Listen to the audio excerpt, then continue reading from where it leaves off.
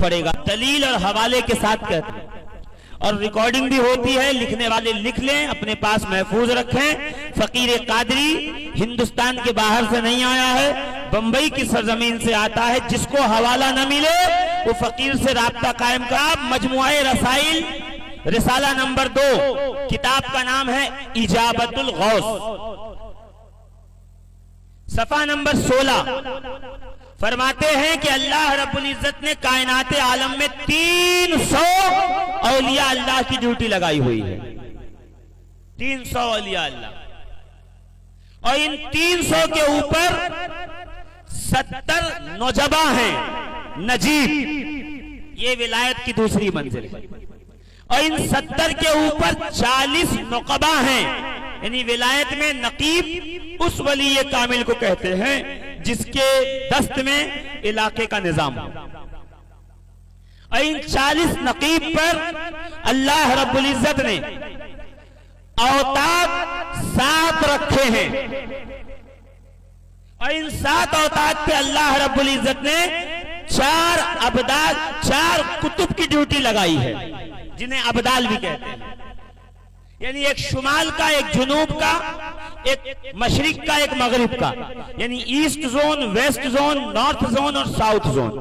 چاروں زون پہ اللہ نے ایک ایک کتب کی ڈیوٹی لگائی ہے، اور ہر کتب 7 اقلیم یعنی 7 سلطنتوں کا مالک ہوتا ہے۔ ان 4 اقطاب کے اوپر جس کی ڈیوٹی لگائی گئی ہے اسے قطب اکبر یعنی قطب الاقطاب یعنی قطب المدار کہا جاتا ہے۔ کہ جب اللہ رب العزت کسی کو قطب المدار بناتا ہے تو عالم کو اس کی محفل میں بلا کے اس کے ہاتھوں پہ بیعت کرواتا ہے، یعنی جب کسی قطب المدار کی دستار بندی ہوتی ہے، جب کسی قطب المدار کو درجہ قطبیت پہ ڈالا جاتا ہے، جب کسی قطب الاقطاب یا قطب اکبر کو تخت قطبیت پہ براجمان کرایا جاتا ہے، تو اس محفل میں جناب الیاس، جناب خضر، جناب آدم، جناب نوح سب تشریف لاتے ہیں۔ 70,000 فرشتوں کے درمیان اللہ رب العزت ایک نامہ پڑھواتا ہے جس میں اس کی قطبیت کا اعلان ہوتا ہے، اور اس وقت زمین و آسمان کی تمام مخلوق کو حکم دیتا ہے کہ تم قطب المدار کے ہاتھوں پہ بیعت کرو۔ اور یہی نہیں ہے، ابو داؤد شریف میں امام ابو داؤد سجستانی رضی اللہ تبارک و تعالیٰ عنہ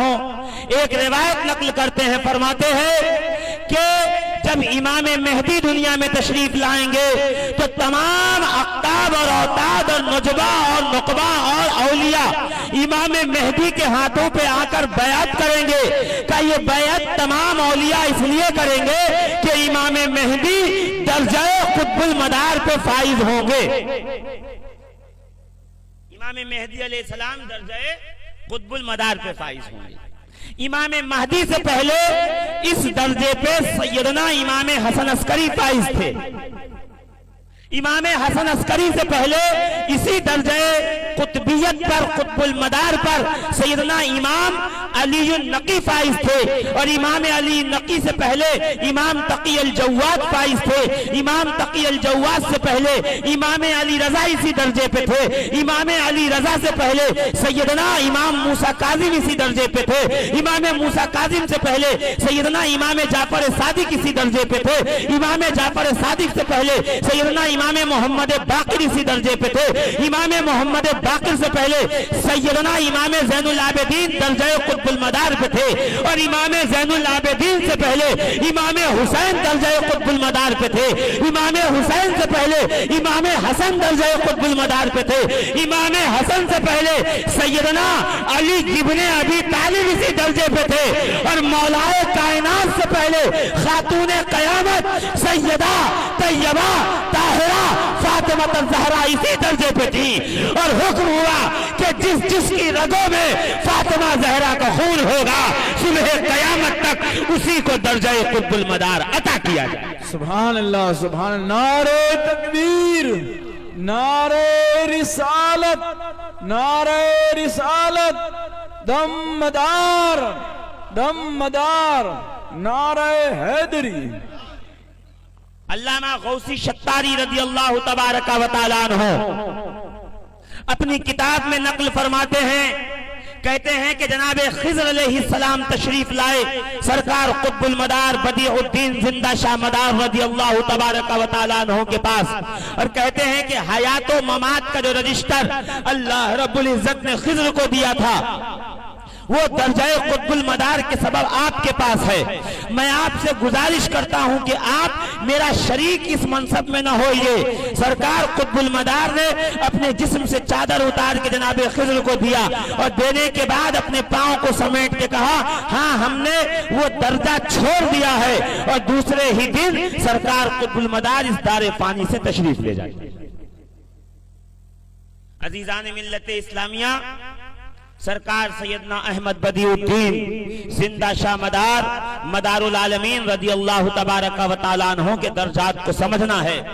تو ہما شما سے پوچھنے کی ضرورت نہیں ہے، اس لیے کہ میں بارہا کہتا ہوں سونا کتنا کھرا ہے یہ سونار بتائے گا، اور آپ کا ہیرا کتنا چوکھا ہے یہ آپ کو جوہری بتائے گا۔ تو صفِ اولیاء اللہ میں کس ولی کا کیا رتبہ، کیا درجہ، کیا مقام و مرتبہ ہے، یہ پوچھنے کے لیے آپ کو میرے جیسے مولوی اور عالم کے پاس نہیں آنا ہوگا، بلکہ آپ کو جانا ہوگا کبھی مخدوم اشرف جہانگیر سمنانی کے پاس، کبھی سید سالار مسعود غازی کے پاس، کبھی شاہ برکت اللہ مارہروی کے پاس، کبھی سرکار عبدالرزاق باسوی کے پاس، کبھی سید جمال الدین جانون جنتی کے پاس، کبھی سید احمد بادیہ پا کے پاس، کبھی قطب لاہوری کے پاس، کبھی قطب غوری کے پاس، کبھی محمود تشنوفی کے پاس، کبھی سید احمد اور کبیر الرفائی کے پاس، کبھی سرکار غوث اعظم سے پوچھنا ہوگا، کبھی سرکار غریب النواز سے پوچھنا ہوگا کہ آپ بتائیے کہ درجہ قطب المدار کس کو کہتے ہیں اور اس درجے پہ کون کون فائز ہے۔ تو سرکار قطب المدار کے اس درجے کو بتانے کے لیے سرکار غریب النواز کے روضہ اقدس سے آواز آئے گی کہ میری بارگاہ میں آنے سے پہلے اگر تو نے ارد گرد نگاہ ڈالی ہوتی تو دربار غریب النواز میں وہ تنی ہوئی کمان، بلند دروازہ جس پہ مدار گیٹ لکھا ہوا ہے، میرے دربار کے باہر وہ کنواں جس کے پانی سے بیماروں کو شفا ملتی ہے جسے مدار باولی کے نام سے پکارا جاتا ہے، اور اسی اجمیر کی دھرتی پر کہیں مدار قبرستان، کہیں مدار ریلوے اسٹیشن، کہیں پہ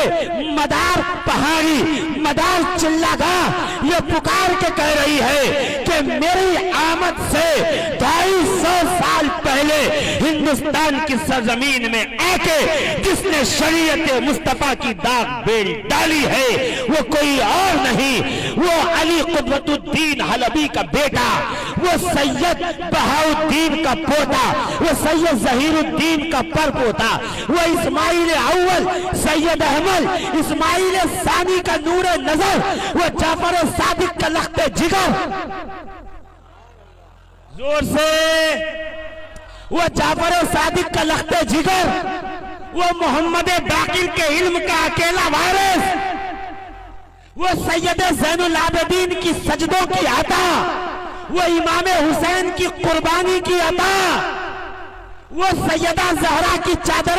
طہارت کا سایہ بن کر جو بھارت والوں کے سر پہ چھا گیا، جس نے ہندوستان کے ہر ولی کو اپنے سلسلے کی اجازت و خلافت سے نواز کر گویا کہ یہ اعلان فرما دیا ہے کہ بدیع الدین بھارت کی سرزمین پر اپنا فیضان دینے نہیں آیا ہے، محمد الرسول اللہ کی نبوت کا فیضان لٹانے آیا ہے، علی مرتضیٰ کے علم کی خیرات دینے آیا ہے، جناب زہرا کی چادر طہارت کی ٹھنڈی ہواؤں کا پیغام لے کے آیا۔